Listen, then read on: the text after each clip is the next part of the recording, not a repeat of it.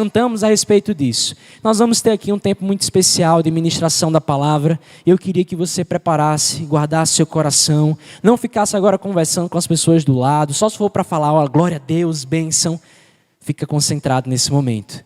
Tempo de pregação nacional, onde o Senhor falará aos nossos corações. E nessa noite, nós temos o privilégio de convidar aqui um irmão muito querido, um seminarista na nossa igreja, Moisés Alves. Pode vir, Moisés. Glória a Deus. Vamos aplaudir ao Senhor Jesus pela vida dele. Glória a Deus. Moisés é seminarista em nossa igreja, tem ministrado aqui, alguns já o conhecem. Ele tem essa responsabilidade de ministrar a palavra. E que esse tempo possa ser um tempo de profundo refletir e ouvir a palavra do Senhor. Amém? Vamos orar por ele? Você pode estender a sua mão? Vamos orar por Moisés? Senhor nosso Deus, nós agradecemos, ó Pai, por esse culto, por tudo que o Teu Espírito Santo tem feito, Deus, em nossas vidas. E Pai, porque a Tua palavra, Deus, já tem sido ministrada. Tu és o centro. Que nesse momento, Espírito Santo de Deus, o Senhor possa usar, Deus, aqui o Teu servo, como essa flecha Tua, como esse canal do Senhor, como um vaso de barro. Que a Tua presença, que o Senhor, Pai, por meio da Tua palavra, nos faça voltar os olhos e o nosso coração ao Senhor, em nome de Jesus. Amém.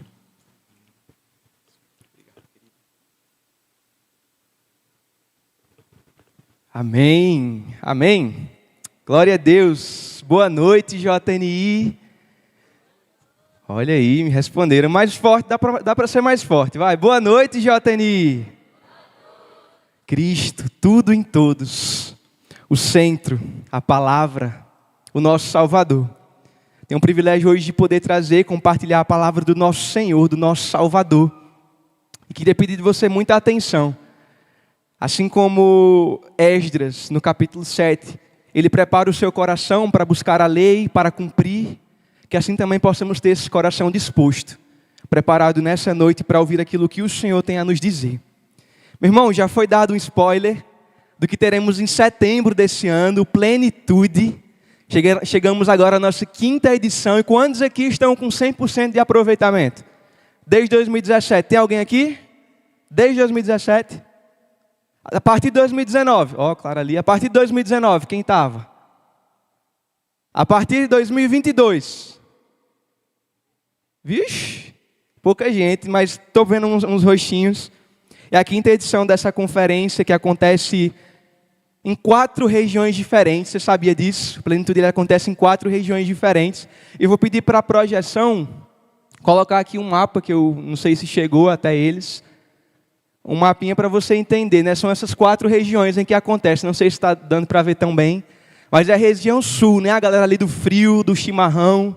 Temos a região norte-nordeste, que é a nossa região, em que nós fazemos parte, nos unimos como um só povo. Há também a região central 1. A galera ali do Espírito Santo, ali do Rio de Janeiro, das praias. A galera ali do Pão de Queijo, de Minas Gerais. A galera de Brasília, do nosso Distrito Federal. E há também Central 2, em que há ali a galera de São Paulo, né? A galera que está na correria, todo dia, mas que está com um só coração. Há muitas coisas que culturalmente nos diferenciam, cada região. Mas certamente há muitas coisas também que nos conectam. E esse mesmo Cristo, centro, será anunciado nessas 4 regiões. Apesar das diferenças, apesar das rotinas diferentes, dos contextos diferentes. É pelo mesmo motivo que a galera do sul, do norte, nordeste, centro-oeste, sudoeste se reúne para adorar ao Cristo Salvador. A mesma palavra, o mesmo Salvador, o mesmo alvo. Sim, que tem as mesmas crises, os mesmos desafios em relação ao futuro, mas também que tem a mesma precisão, a mesma necessidade do Cristo, o Salvador, o centro, aquele em que reside o nosso futuro. E meu irmão, é certo que não vamos esperar até setembro para viver isso. O Plenitude ele não precisa acontecer apenas em setembro. Aquilo que será pregado e ministrado naqueles dias não precisa começar apenas em setembro. Começa hoje. E já nos foi revelado o tema desse ano, que é tudo em todos. Cristo é tudo em todos. Eu queria pedir muita atenção de você, pedir para que, enquanto você se coloca de pé, você abra a carta de Paulo que ele escreve aos Colossos, capítulo 3. E gostaria de pedir muita atenção nesse momento da palavra. Como falei no início, Prepare o seu coração para receber, para ouvir, para cumprir a palavra do Senhor a partir de hoje.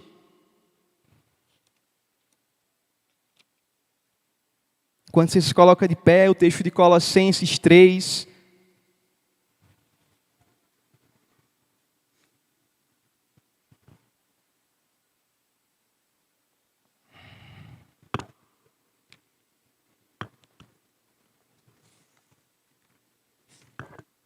Amém?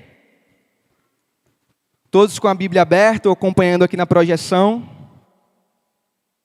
O texto vai dizer o seguinte, Colossenses capítulo 3, a partir do versículo 5. Fazeis, pois, morrer a vossa natureza terrena, prostituição, impureza, paixão lasciva, desejo maligno e a avareza, que é a idolatria.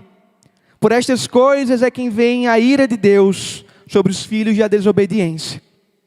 Ora, nessas mesmas coisas andastes vós também no outro tempo, quando viveis nelas. Agora, porém, despojai-vos, desprendam igualmente de tudo isso, da ira, da indignação, da maldade, da maledicência, linguagem obscena do vosso falar.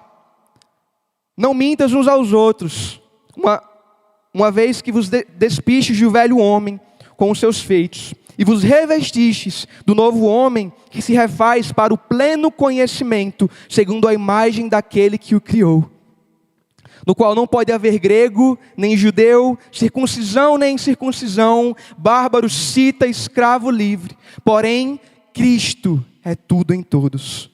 Revesti-vos, pois, como eleitos de Deus, santos e amados, de ternos afetos de misericórdia, de bondade, de humildade, de mansidão, de longanimidade.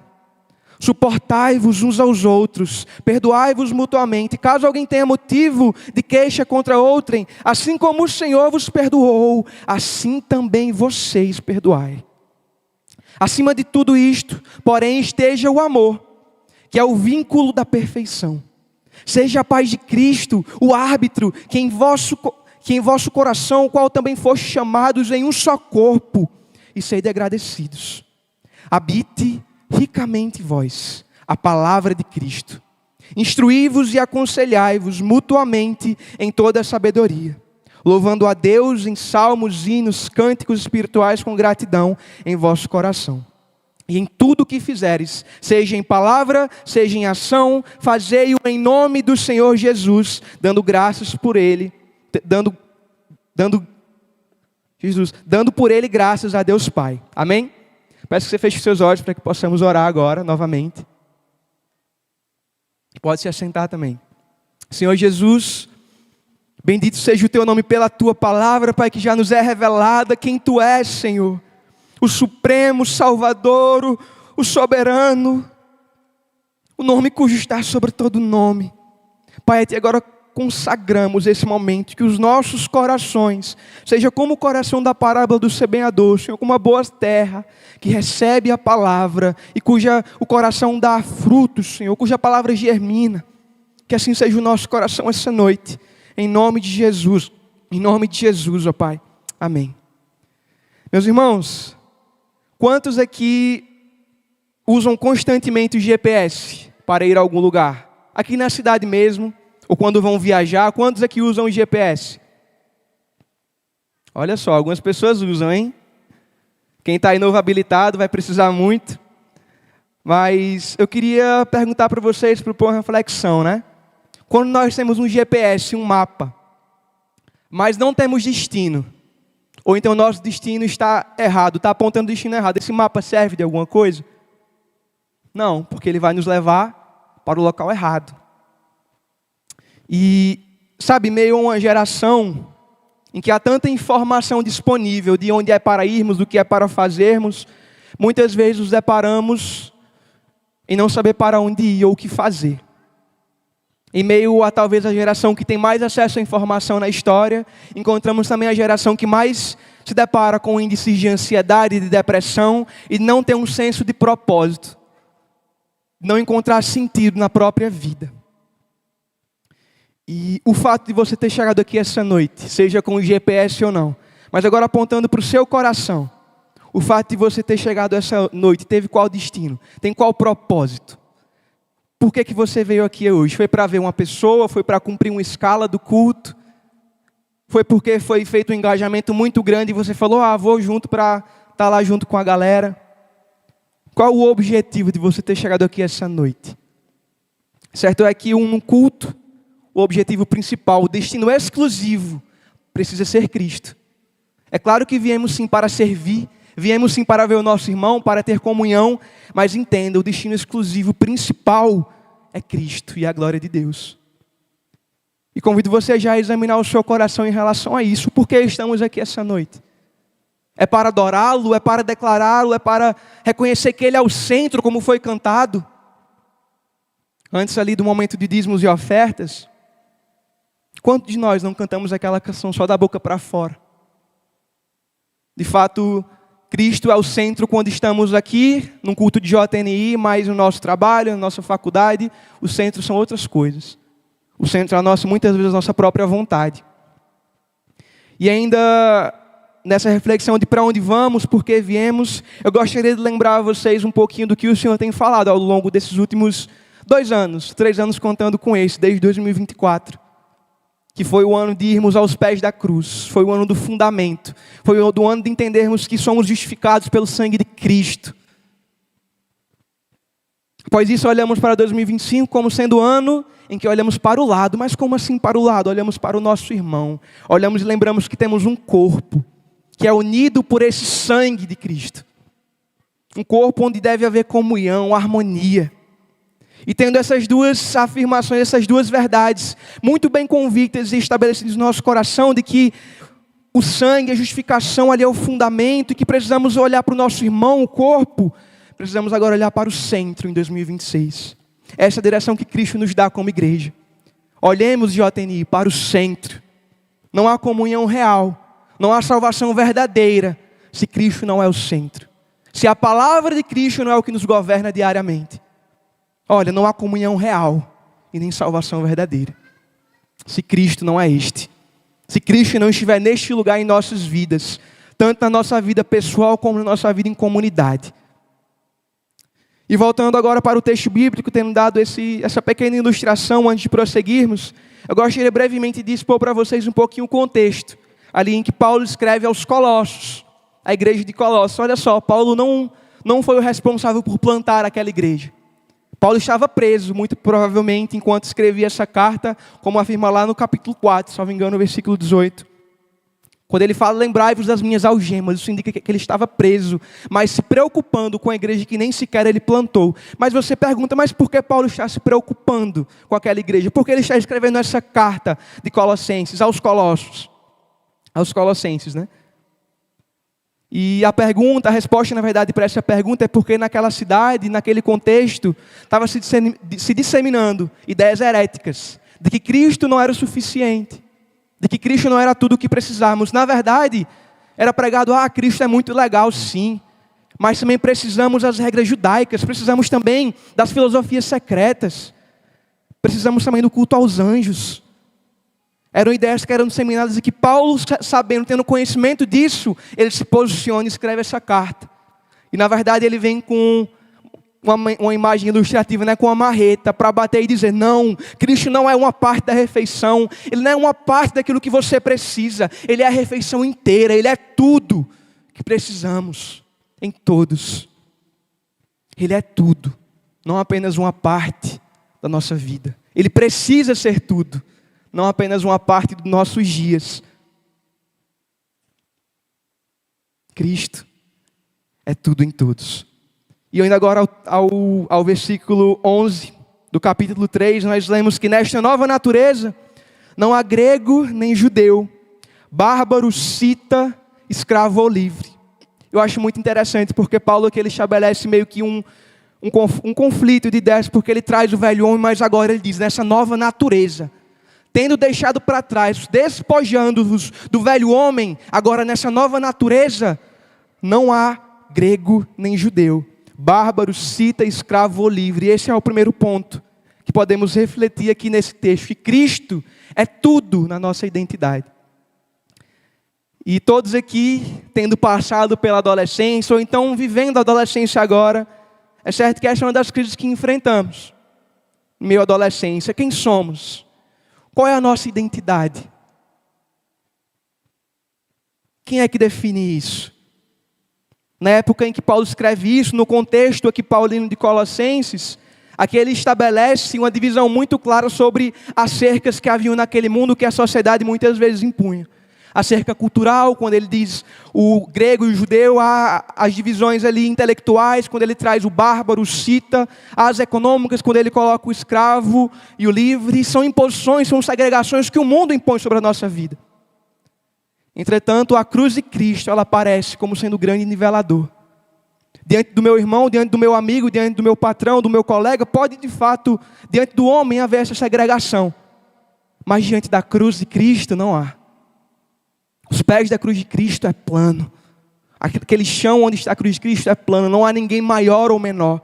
Não há popular ou excluído nesse sentido diante de Deus, porque eu sou mais rico, eu sou mais aceito, eu sou de determinada etnia, eu sou mais aceito. Não há mais isso diante da cruz.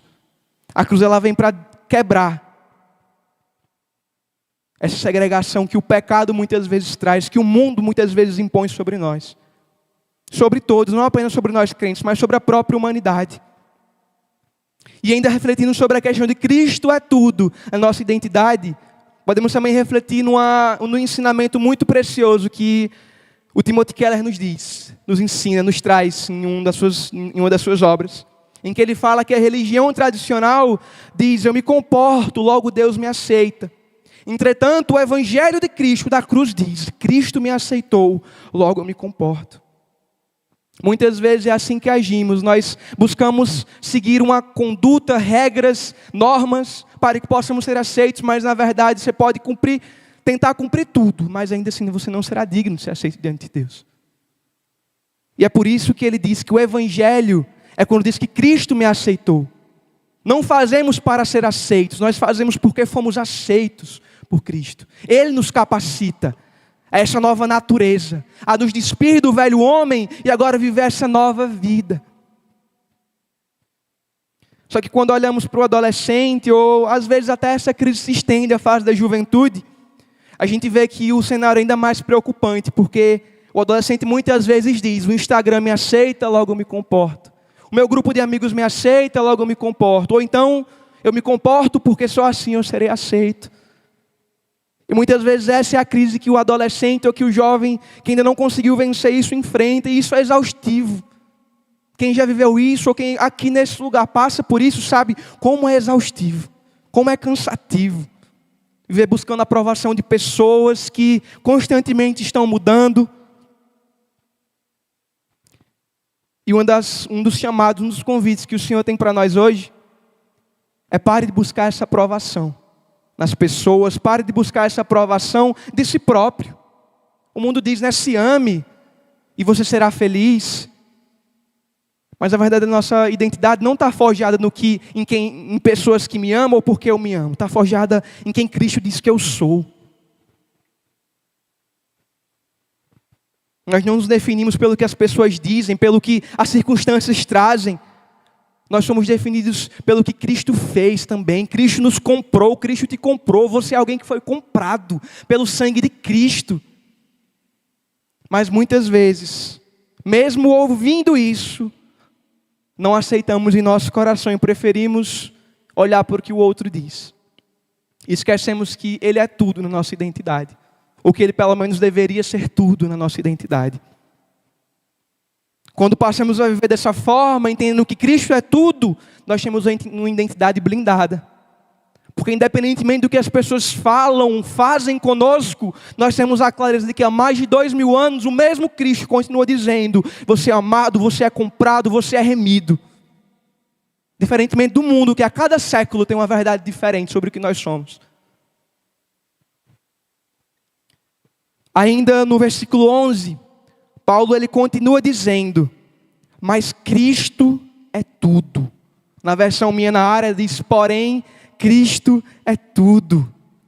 E isso nos revela agora a uma outra, talvez um outro dilema, um outro desafio que nós enquanto jovens enfrentamos. Que é a crise do propósito. Tá, eu sei quem eu sou, mas para que é que eu estou aqui? O que é que eu vim fazer? E muitas vezes, em meio a um mundo que cobra tanto de nós, enquanto jovens na fase inicial ali, ou enquanto já jovens adultos, a gente percebe que são muitas pressões, que inclusive até são citadas naquela parábola do semeador, né, em que o mundo vem, sufoca a semente da palavra. Mas eu queria lembrar a vocês algumas coisas em relação a isso, em relação a essa suficiência de Cristo, independentemente das circunstâncias que esse mundo impõe, das pressões que esse mundo impõe. O artigo de fé segundo da nossa igreja, mas que não pertence apenas à nossa igreja, é uma verdade da igreja de Cristo. É uma doutrina sólida que temos, que afirma que Cristo ele não é apenas um mártir, alguém que veio e morreu por causa do Evangelho. Sim, ele também é isso, mas ele também é a segunda pessoa da Trindade, meu irmão. Ele é o próprio Deus, verdadeiramente homem, que não veio apenas para trazer ensinos morais bons, corretos. E olha só, não veio apenas, ele também trouxe isso. Mas ele não veio apenas para fazer isso, não foi apenas para trazer uma boa conduta, uma maneira que a gente se sinta bem em viver. Não. Ele veio para pagar a dívida que nos levaria para o inferno, ele veio para nos salvar. E ele ressurge, ele ressuscita, nos mostrando que há uma esperança de uma vida eterna. Só que muitas vezes nós, enquanto crentes, ou talvez aqui haja pessoas que ainda não são cristãs, não entregaram a vida a Jesus, muitas vezes nós, enquanto crentes cristãos, tratamos Jesus apenas como uma ferramenta. Eu vou usar Jesus aqui só para eu resolver os meus problemas. Ou então eu vou atrás de Jesus só quando não tiver com problemas. Usamos ele como uma ferramenta, um aditivo, e como nós somos miseráveis por fazer isso. De em nosso coração rebaixar Cristo, o supremo da criação, o Senhor, o próprio Deus, a apenas mais um aditivo em nossa vida. E muitas vezes fazemos isso visando nossos próprios interesses, a nossa própria vontade. E esquecemos que Ele é o próprio soberano do universo. Esquecemos que Ele é aquele que tem tudo para nós. Esquecemos aquele que diz quem nós somos e diz o que precisamos fazer, que nos dá um propósito. E preferimos viver pelo que o mundo diz, pelo que o mundo prega, e esquecemos que Ele é a própria vida que há nesse mundo. Ele é a própria vida eterna. Que não sejamos como aqueles que tratam a Cristo, a Deus apenas como um prestador de serviços. Alguém que estará ali apenas quando eu precisar. Mas que possamos entender que Cristo precisa ser tudo. Seja quando vierem os desafios, seja quando estivermos na bonança de férias. Que Ele seja tudo, meu irmão. O nosso propósito. E que nele possa estar firmado a nossa vida. E ainda refletindo nisso, de muitas vezes tratarmos Cristo usando apenas para satisfazer os nossos próprios interesses, eu me lembro muito do texto em que Lucas vai escrever no capítulo 9, no versículo 23 ao 24. Se você puder abrir, eu estarei abrindo aqui. Mas Lucas capítulo 9, do versículo 23, ele vai trazer uma seguinte afirmação do que Jesus diz. Estão comigo? Amém? Glória a Deus. Esteja atento. A palavra do Senhor diz o seguinte. No caso de Jesus aqui, dizia a todos: se alguém quer vir após mim, a si mesmo se negue, dia a dia, e tome a sua cruz e siga-me. Pois quem quiser salvar a sua vida, perdê-la-á. Mas quem quiser perder a sua vida por minha causa, esse a salvará. E como é que eu aplico esse texto de Lucas ao que eu acabei de dizer? Muitas vezes nós preferimos nos apegar a salvar a nossa própria vida aqui nesse mundo e perder a nossa vida em Cristo. E como é que a gente faz isso? Eu achei muito interessante. Na semana que eu fazia uma devocional e refletia nesse texto aqui, nessa mesma semana o pastor Cláudio ele trouxe uma reflexão que se aplicou perfeitamente a esse texto. Ele traz a ideia de... Foi esse mês ainda. Ele traz a ideia de que muitas vezes nós cristãos seremos prejudicados nesse mundo. Mas por quê? Por livre e espontânea vontade nossa de querer ser prejudicado? Não. Mas porque muitas vezes o perder a vida por minha causa exigirá que sejamos prejudicados em relação a outros. Muitas vezes a oferta que muitas vezes vem de uma fonte ilícita, precisaremos recusá-la. E recusá-la significa o quê? que não receberemos muitas vezes um bom retorno financeiro. Aquele que quer ganhar a vida nesse mundo aceita essa oferta. Mas aquele que quer perder a vida nesse mundo para salvá-la em Cristo, esse recusa. Esse não usa Cristo apenas como uma ferramenta quando lhe convém. Esse tem a Cristo como a razão de sua vida, como aquele que o instrui como viver. Aqui decisões recusar e aceitar, segundo o que a palavra nos diz. Será que temos aceitado as ofertas ilícitas que esse mundo nos traz, os convites ilícitos de amigos, do nosso colega de trabalho, do nosso colega da faculdade? Onde está a nossa fidelidade ao Senhor? Aquele que trata Cristo apenas como uma ferramenta, certamente não é fiel a esse Cristo, porque apenas o usa para satisfazer os seus próprios interesses.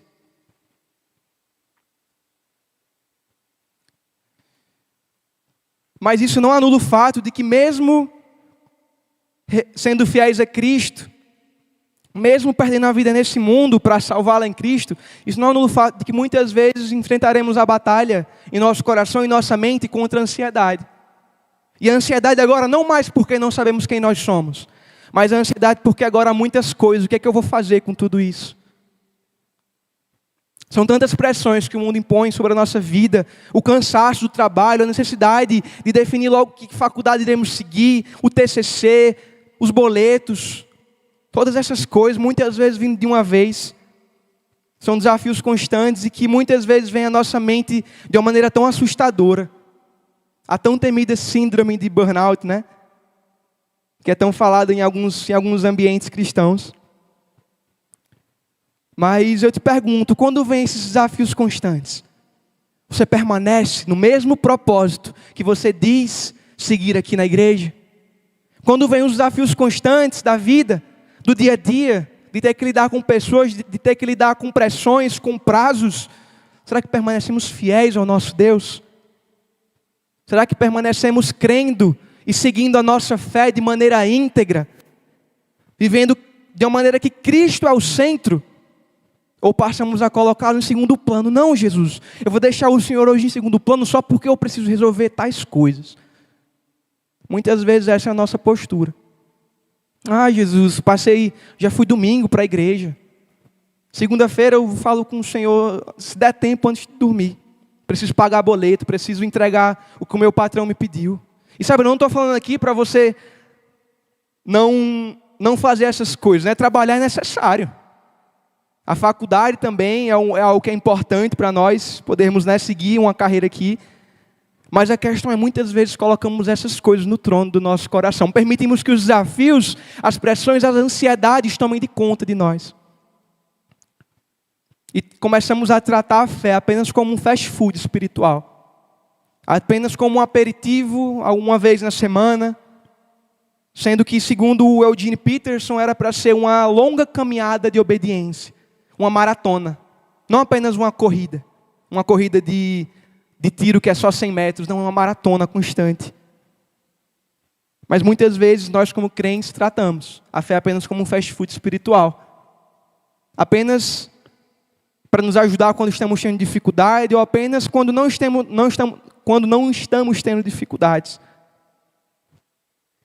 E muitas vezes agimos apenas como turistas evangélicos, indo da igreja apenas de domingo em domingo, de sábado em sábado, e durante o dia vivemos muitas vezes como um filho das trevas,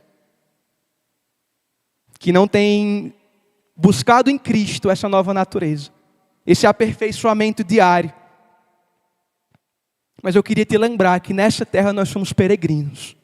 Que na verdade aquele que se entrega a Cristo e vive uma vida de obediência, este agora é concidadão dos santos. E este assume um compromisso que é de seguir a Cristo nos dias bons e maus. Nos dias em que a conta está com dinheiro, nos dias que o boleto vence e nós não sabemos o que fazer. Ele é a nossa força para continuarmos caminhando, mas muitas vezes nós nos esquecemos disso e pensamos que somos moradores dessa terra. Que somos pessoas que viverão aqui para sempre. E em meio a uma vida de tentar sempre aquela produção frenética, nos esquecemos do propósito que Cristo nos deu. Muitas vezes, por querer aquela bolsa tão sonhada, por querer aquele concurso tão desejado, nós esquecemos do propósito, passamos a tratar o sucesso não mais como ser satisfeito em Cristo, mas o sucesso como ter dinheiro, como ter status, ter títulos. E eu te pergunto, o que é que você vai levar disso, depois que você morrer? O sucesso verdadeiro é viver uma vida em que Cristo é suficiente. E não sei se vocês irão lembrar, mas uma frase, uma reflexão que o pastor Cristiano Malta, quando veio aqui na última oportunidade, ele falou que impactou muito o meu coração. É que inteireza, você ter plenitude, é entender, é compreender que Cristo é suficiente. Você compreende isso, você entende e vive sua vida com a plena convicção de que Cristo é suficiente. Mesmo quando o recurso não é suficiente, o recurso material, mesmo quando o prazo estoura, você continua crendo que Cristo é suficiente.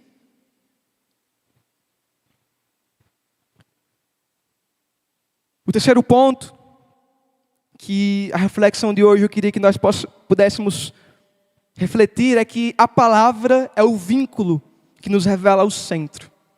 E aí eu queria que você pulasse um pouquinho lá para o versículo 16 de Colossenses 3, quando ele fala o seguinte: habite ricamente em vocês a palavra de Cristo. Olha só, meu irmão. Habite ricamente em vocês a palavra de Cristo. A primeira coisa que eu compreendo, que eu reflito quando eu ouço essa oração aqui, essa frase no caso, que Paulo vai estar trazendo, é que ele traz um termozinho que reforça o habite, que é o ricamente. Paulo não fala somente habite em vocês a palavra de Cristo, mas habite ricamente, de uma maneira que transborde, de uma maneira, sabe, além daquilo que é normal, ricamente, em excesso, habite em vós a palavra de Cristo. Mas por quê? Porque este é o vínculo, esta é a maneira que Cristo nos revela quem é o centro, que é o próprio Cristo, que é o próprio Jesus. E é interessante porque a palavra habitar, quando a gente vê o original, e aqui eu não queria me ater a termos difíceis, mas ela traz muito a ideia de um habitar que é fazer morada, quer sentir-se em casa. E eu te pergunto, será que a palavra, ela tem feito morada em seu coração, em sua vida? Será que a palavra tem feito morada em nossas vidas, meu irmão? Será que de fato temos vivido da mesma forma que dizemos viver aqui, dizendo que a palavra, ela é o centro também, que no caso que nos revela esse centro que é Cristo? Será que vivemos conforme ela? Ou apenas decidimos o que queremos nela? Ou apenas seguimos o que convém na palavra? Será que ela tem feito habitação em nós? Será que ela tem feito morada em nós? Qual a primeira coisa que você faz quando você acorda? De onde é que vem? Qual o material que você busca quando você quer tomar uma decisão, quando você quer agir de alguma maneira? É na palavra? Ela precisa ser esse lugar em que em nós habita. Ela não pode ser apenas mais um aperitivo do fim de semana. Ela não pode ser apenas mais o aperitivo de um turismo que fazemos na igreja. Ela precisa ser o nosso anseio diário, porque a palavra do próprio Deus revelada, entregue a nós. Você fala, Deus não fala comigo, Deus não consigo ouvir. Eu te pergunto, você abre a sua Bíblia? E você reflete, e você busca que ela faça morada em você? Ela precisa ter as chaves da nossa vida. Ela precisa ser aquele meio em que nos diz o que fazer diariamente, seja as decisões simples ou complexas de nossa vida. A palavra tem sido esse meio na sua vida, que tem autoridade para mudar as coisas de lugar, que tem autoridade para fazer você refletir naquela decisão que você ia tomar por conta de uma emoção, da paixão sua. E muitas vezes, mesmo estando aqui na Bíblia, ou mesmo estando aqui no culto, nós acabamos não dando a devida importância à palavra. tratamos o momento da pregação apenas como mais um pregador, trazendo mais uma mensagem que não vai me servir de nada. E nisso, novamente, reduzimos Cristo apenas a mais um em nossa vida. Esquecemos que essa palavra que o pregador traz todo sábado, todo domingo, é a própria palavra do nosso Senhor, que precisa ser lida, meditada e estudada diariamente.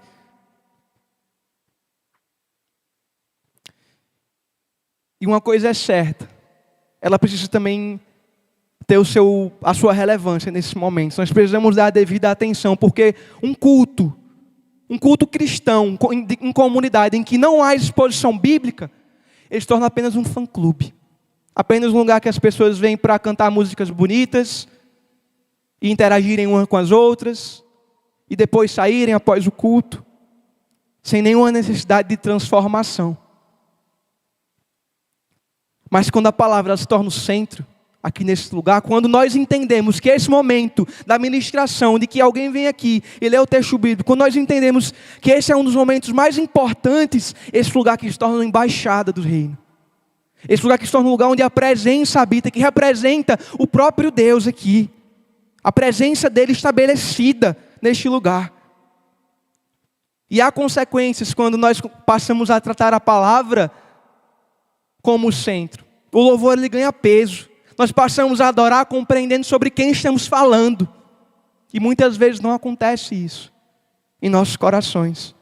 No lugar onde a exposição bíblica ela não acontece, o louvor ele não tem peso nenhum. Porque são só melodias bonitas, são só frases bonitas sendo entoadas. Mas quando nós compreendemos que a palavra, o próprio Cristo é o centro, o louvor ele ganha peso, a oração ela ganha direção. E o jovem ele ganha santidade para viver. Ele alcança, ele encontra essa santidade. Pois compreende aquele, o único que é capaz de nos santificar.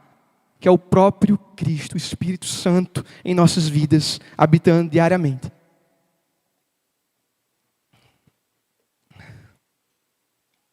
Então, sem Bíblia, aqui estamos apenas como um fã-clube. E que possamos, e que essa possa ser a nossa oração, de que esse lugar nunca se torne isso. Mas que semanalmente e diariamente, não apenas o culto, mas a nossa própria vida possa ser uma embaixada do reino dos céus nessa terra. Que a presença do Senhor esteja em nós, por onde quer que estejamos, e que isso é possível quando nós compreendemos quem é o centro, que essa palavra, ela é o centro. Voltando agora ao versículo 11, na exposição do capítulo 3 de Colossenses, a parte C do versículo, lá traz agora, porém Cristo é tudo, mas a parte C traz e está em todos. E isso me faz refletir numa coisa muito poderosa, e que inclusive há alguns meses já tem ministrado o meu coração, que é um só povo, é um só sangue, e esse sangue ele está sobre todos. É esse sangue, é esse Cristo, que quebra todo o orgulho regionalista, tudo aquilo que tenta nos separar como povo de Deus, nos lembra, todos vós estão na mesma posição diante de mim, diante de Cristo. Na mesma posição necessitada, mas também na mesma posição de serem salvos. Quem está no sul, não é mais provável que seja salvo do que quem está no nordeste. Quem está no sudoeste, não está mais próximo da presença do que quem está aqui. Quem está no norte, não está mais próximo de ser perdoado do que quem está aqui. É o mesmo sangue que reme os nossos pecados para todos. E esse é o golpe de misericórdia que quebra qualquer segregação. É compreender que esse sangue, ele quebra todas as barreiras que tentam nos separar. Lembremos que o Espírito Santo, ele não tem sotaque, ele não tem chiado. Ele não tem preferidos em relação a regiões ou em relação a etnias, em relação a classes. Ele tem poder para derramar sobre todos aqueles que o buscam. E você tem buscado esse Espírito? Cristo é tudo em todos, meu irmão. E Ele está disponível a todos. Esse Espírito está disponível a todos. E Ele quer expandir esse enchimento que já temos visto em algum nível sobre a nossa igreja, sobre a igreja do Brasil, em algum nível. Ele também quer expandir para outras regiões, meu irmão, porque Ele não faz essa distinção, essa exceção. Ele quer expandir para a Argentina, para o Chile, para a Venezuela, mas Ele também quer começar aqui, Ele quer encher aqui. E eu te pergunto, o que é que temos feito para buscar esse enchimento? Será que temos buscado ao Senhor? É claro que Ele não derrama só porque nós fizemos algo. Não, Ele derrama por graça e misericórdia, mas é preciso que nós nos coloquemos nesse lugar de busca e de compreender que não há barreiras que nos impeçam de receber esse poder. E ainda nessa reflexão de que é um só povo, um só sangue, eu queria também refletir com vocês em outro texto, que é também numa carta escrita por Paulo, mas agora aos Efésios. No momento de oração, o nosso presidente trouxe Efésios 3 para reflexão, mas eu queria pedir para que você voltasse um capítulo, Efésios 2, para que possamos meditar, vai ser projetado também, a partir do versículo 11. Efésios capítulo 2, versículo 11 diz: portanto, preste bem atenção, meu irmão, lembrai-vos de que outrora vós gentios na carne, chamados em circuncisão por aqueles que se intitulam circuncisos na carne por mãos humanas, naquele tempo estáveis sem Cristo, separados da comunidade de Israel e estranhos à aliança da promessa, não tendo esperança e sem Deus no mundo. Mas agora, em Cristo, vós que antes estavam longe, fostes aproximados pelo sangue de Cristo. Porque Ele é a nossa paz, o qual de ambos fez um, e tendo derrubado a parede da separação que estava no meio, a inimizade, aboliu na sua carne a lei dos mandamentos na forma de ordenanças, para que de dois criasse em si mesmo um novo homem, uma nova natureza, fazendo a paz, e reconciliasse ambos em um só corpo com Deus, por intermédio da cruz, destruindo por ela a inimizade. E vindo, evangelizou paz a vós outros, que estavam longe, e paz também aos que estavam perto, porque por Ele ambos temos acesso ao Pai, por um só Espírito. E eu queria que você prestasse novamente atenção no versículo 13. Mas agora em Cristo, o texto só fala um nome: Cristo, vós que antes estavam longe, fostes aproximados pelo sangue de Cristo. É o sangue de Cristo que nos aproxima, meu irmão. É o sangue de Cristo que quebra qualquer barreira que o mundo tenta impor. É o sangue de Cristo que no versículo 16 também continua. E reconciliar-se ambos em um só corpo com Deus por intermédio de quê? Da cruz. Destruindo por ela toda a inimizade. E sabe, em setembro, nós viveremos meio que uma materialização disso que é dito em Colossenses 3, em Efésios 2. Porque veremos diferentes povos, diferentes culturas, aqui do Brasil, obviamente, mas diferentes culturas, diferentes contextos, reunidos com o mesmo propósito, unidos pelo mesmo sangue, com o mesmo destino, Cristo. A glória de Cristo. Mas isso também começa hoje. Em meio às nossas próprias diferenças de contextos que cada um vive, a barreira da inimizade que nos separava, ela foi destruída. Porque o sangue de Cristo foi derramado, e esse sangue é poderoso para continuar nos unindo e nos edificando sobre esta pedra angular, que também é Cristo. Que possamos lembrar disso, e que a unidade de nós como povo possa ser algo que buscamos também. A unidade, entender que Cristo nos une, e que somos um só povo. Cristo nos une. Cristo é tudo em todos. E já caminhando para o fim da reflexão de hoje, algo que muitas vezes fazemos, enquanto crentes, enquanto pessoas que se dizem crentes muitas vezes, é tratar Cristo apenas como falei lá no início. E eu queria novamente reforçar esse ponto, como mais uma parte de nossa vida. Como um puxadinho da nossa casa, um quartinho que levantamos e falamos: Cristo, Jesus, essa parte aqui é para o Senhor, mas a sala, deixe para essa pessoa, o quarto, deixe para essa pessoa, meu coração, deixe para essa pessoa, minha mente, deixe para usar aqui. Para o Senhor eu vou dar apenas os domingos. Muitas vezes tratamos Cristo dessa forma, como um puxadinho, como uma parte e não tudo.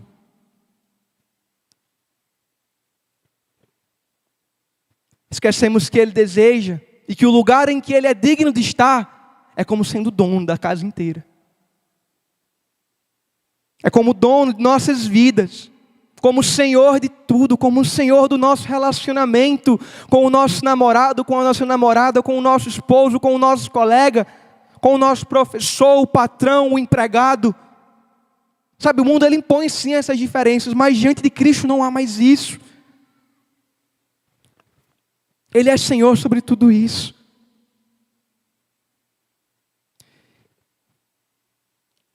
E tendo essa compreensão de que Ele precisa ser o dono de nossas vidas, o dono das nossas decisões, o dono do nosso comportamento, da maneira como agimos, eu te pergunto, o que é que você tem feito nos seus dias e dos seus dias? O que é que você tem feito com o tempo que Cristo, que Jesus, que Deus tem te dado diariamente, com as 24 horas que Ele tem dado a todos nós? O que é que você tem feito? Você tem apontado para Cristo? Cristo tem sido o seu tudo? E sabe, quando a gente fala de Cristo ser tudo, não é porque a gente vai ficar 24 horas de joelho dobrado orando, mas é que passaremos a viver cada parte de nossas vidas, cada área, de maneira dedicada a esse Cristo, entendendo que Ele é tudo. Ele é tudo. E queria propor até um desafio para nós como igreja, como um JNI. Quantos aqui fazem parte de algum GP? Quem aqui está em GP? Em algum GP? Algumas pessoas eu estou vendo que não estão. Se você não está, depois busque, acho que o Integração não, os Chegados, que eles vão te orientar melhor. Mas eu queria propor um desafio a todos nós, compreendendo que Cristo precisa ser tudo, a primazia de nossas vidas. Amanhã, domingo, a primeira coisa que quando você acordar, o que é que você faz geralmente? É responder uma mensagem, abrir o Instagram, ver as notícias? É ali acordar já apressado porque tem escala na igreja? Eu queria propor um desafio um pouco diferente. Para amanhã, a partir do momento que acordarmos, lembrarmos dessa mensagem de Cristo, de que Cristo é tudo, que possamos abrir a Bíblia e fazermos a seguinte oração: Espírito Santo, mostre-me a beleza de Jesus nesse texto. E que isso não seja apenas mais um ato religioso ou uma regra imposta por um pregador, porque isso em nenhum nível precisa ser isso. Mas que seja uma evidência de pessoas que estão buscando viver uma vida dedicada a Cristo, que compreende que Ele é tudo em todos. E o desafio não acaba por aí. A partir do momento que você leu, que você meditou, meu desafio é para que você compartilhe no seu GP, no grupo de GP, porque às vezes é muito fácil também. E eu queria saber quantos aqui se comprometem amanhã, quando acordar, pegar a Bíblia, meditar, ter um momento de oração e depois compartilhar com alguém. Pode ser no GP, com seu pai, com seu esposo, com seu amigo. Quantos aqui se comprometem? Amém? Sabe, que isso não seja, como eu falei, um ato religioso, meu irmão, mas que isso seja uma evidência de um coração que entendeu que Cristo, Ele precisa ser tudo em nossa vida, desde o momento que acordamos. E que ao longo do dia, não esqueçamos daquilo que lemos, mas lembremos daquilo que Ele nos disse, através de Sua palavra. Que lembremos daquilo que Ele nos disse, na Sua palavra. Enquanto o louvor ele vem e sobe, aqui acima, peço para que você não perca a sua atenção, aqui nesse momento. Mas eu queria contar para vocês um testemunho muito precioso de um jovem, de uma cidade aqui do Rio Grande do Norte. Em certo momento, em uma comunidade muito perigosa da cidade, em que ele morava, havia um pregador do Evangelho, em que pregava com muita fidelidade o texto bíblico. O Evangelho puro e simples, de que Cristo é suficiente, Cristo é o que nos salva. Não se distraia com a galera subindo aqui, meu irmão. havia um pregador e um jovem que vendia drogas e estava ali perto, apenas ouvindo, sem muita intenção, sem muita motivação, apenas porque estava próximo. Mas de uma maneira surpreendente, mas não tão surpreendente, porque esse é o poder do Espírito. Depois de algumas semanas desse jovem ouvindo essa palavra sendo ministrada, ele vai ao pastor daquela comunidade e ele entrega a sua vida a Cristo, porque ele entendeu que de fato Cristo é tudo o que ele precisa. E a partir daquele momento, esse jovem, ele deixa para trás a sua vida de crime. Ele para de vender drogas, ele deixa para trás o veículo e todas as regalias que o mundo do crime oferece. E tendo uma família, tendo filhos, tendo esposa para sustentar, ele passa a viver como um coletor de recicláveis. E eu te pergunto, como será que os parceiros antigos o viam agora? Certamente aquele rapaz passou por muita zombaria, muitos convites para voltar ao mundo do crime, porque é uma vida mais confortável.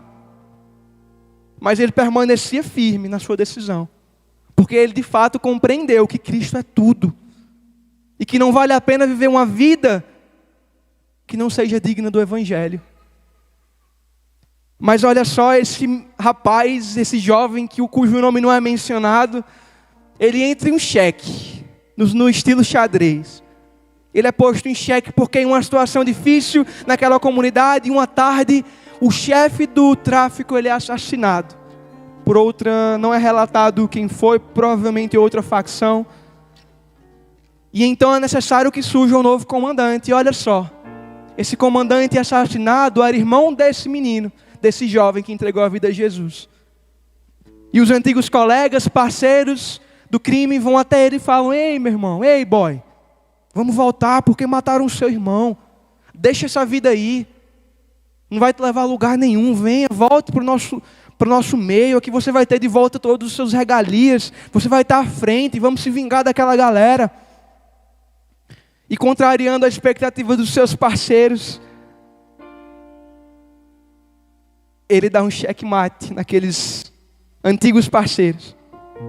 Porque ele diz: mataram meu irmão, e eu o amava muito, e ele fará muita falta.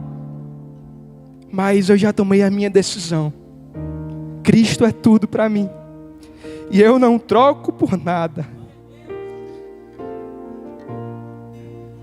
É o Evangelho sendo vivido, são as decisões que o cristianismo nos chama a tomar, sendo tomadas no dia a dia, é isso. É recusar a oferta do pecado diária que ele traz. Cristo, Ele é tudo para aqueles que compreenderam que de fato foram comprados, foram remidos, perdoados pelo sangue que é o fundamento. Aquele que compreende que Cristo é tudo, sabe que não precisa dos antigos parceiros, que o levam para o mau caminho, pois agora há um corpo, que vive também em santidade, que está ali para apoiar em comunhão. E meu irmão, ou Ele é tudo em nossa vida, em nossos relacionamentos, em nossas decisões, na maneira que vivemos, na maneira que nos comportamos, ou Ele não vai ser nada. Porque Cristo não quer ser apenas o Senhor sobre o seu casamento. Ele não quer ser apenas o Senhor sobre a sua profissão. Ele quer ser o Senhor sobre toda a sua vida. E não é porque Ele tem uma síndrome de querer ser o mais importante, não. Mas é porque Ele sabe que esse é o único meio de você ser salvo. Só que muitas vezes somos ignorantes e preferimos deixar para lá essa palavra, essa verdade. Preferimos nos apegar ao nosso próprio entendimento. Mas nessa noite,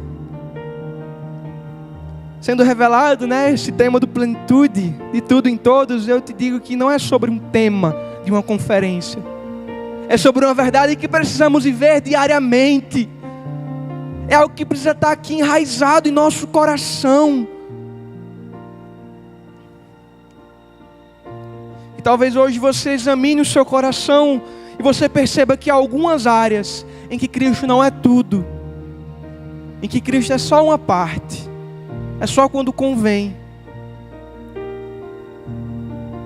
E sabe, essa reflexão, esse examinar, é algo que nós precisamos fazer diariamente. Eu preciso fazer, todos que estão aqui ouvindo precisamos fazer. Eu te convido nessa noite, agora, enquanto você se coloca de pé, feche os seus olhos e você medite, você examine agora o seu coração. Cristo é tudo em sua vida. Se vier hoje uma proposta tentadora do seu colega, do seu patrão, para você receber uma promoção que não é lícita, você faz o quê? Se vem uma proposta para você fazer parte de um grupo da faculdade pelos meios errados, você faz o quê? Se é para fechar um contrato sabendo que ali haverão meios ilícitos, o que é que você faz? Cristo é tudo em nossa vida, nós recusamos. Porque melhor é perder a vida aqui e ganhá-la diante de Cristo. Melhor é viver nesse mundo compreendendo que Ele é tudo que temos e que a nossa identidade, o nosso propósito reside nele. Não no que o seu namorado te diz, não no que a pessoa que você está paquerando diz, cortejando. Não no que as pessoas que estão no seu ciclo dizem, não nas suas conquistas, não nos seus erros e acertos, mas o que Cristo diz, o que Cristo fez na cruz. Quantas vezes temos lembrado do sacrifício de Cristo nos nossos dias?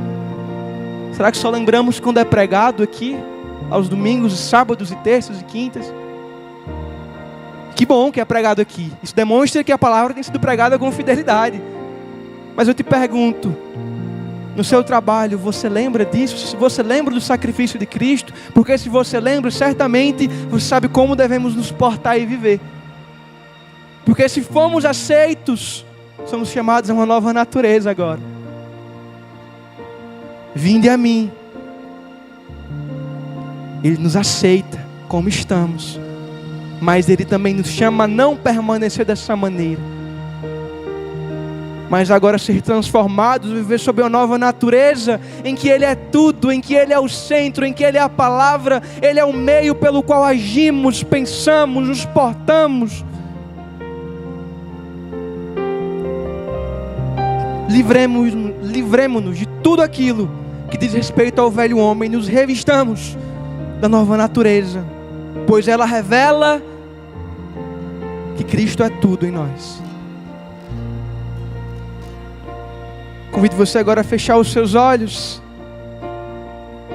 E se você nessa noite percebe que você está no trono de alguma área de sua vida e você quer descer desse trono, você quer lançar fora esse ídolo que o seu coração, que é uma fábrica de ídolos, ele produz. Se você quer descer desse trono e coroar agora Jesus novamente, assim como aquele jovem fez diante do crime, você pode vir aqui à frente, você pode se ajoelhar e você pode dizer: Cristo, Tu és tudo para mim. E essa é a minha decisão diante das ofertas que esse mundo me fizer, que o Senhor é tudo para mim. E eu não preciso dos meus ilícitos para alcançar um sucesso, títulos financeiros, pessoais, porque eu já tenho tudo, eu já tenho a presença, eu já tenho uma aceitação do soberano, aquele que é supremo, criador, o todo-poderoso.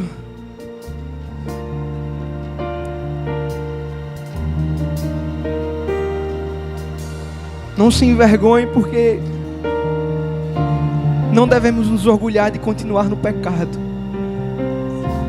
mas como cristãos devemos nos posicionar numa vida diária de arrependimento. E talvez também hajam aqui pessoas em que nunca Cristo foi o centro, porque você nunca aceitou Cristo em seu coração. E sabe, nessa noite, essa palavra não vem para julgar, para apontar, para acusar o nosso coração, não. Mas ela vem para chamar o arrependimento, a uma transformação, a uma nova vida. Se você que nunca entregou a vida a Jesus e que, assim como esse jovem, deseja tomar essa decisão de conhecer a Cristo e entender que Ele é tudo Nesse momento eu pergunto, você quer entregar a sua vida a Jesus? Levante a sua mão e declare: Cristo, Tu és tudo para mim. Se há alguém aqui hoje que tem sido tocado pelo Espírito a entregar a sua vida a Jesus e a passar a viver dessa maneira, entendendo que Cristo é tudo, o convite, ele é feito, o convite da graça. Os frutos não são meus, os frutos não são da igreja do Nazareno, eles pertencem a Cristo, e hoje Ele nos chama a esse arrependimento. E novamente, o altar está aberto para todos nós que desejamos descer do trono do nosso coração e coroar Jesus.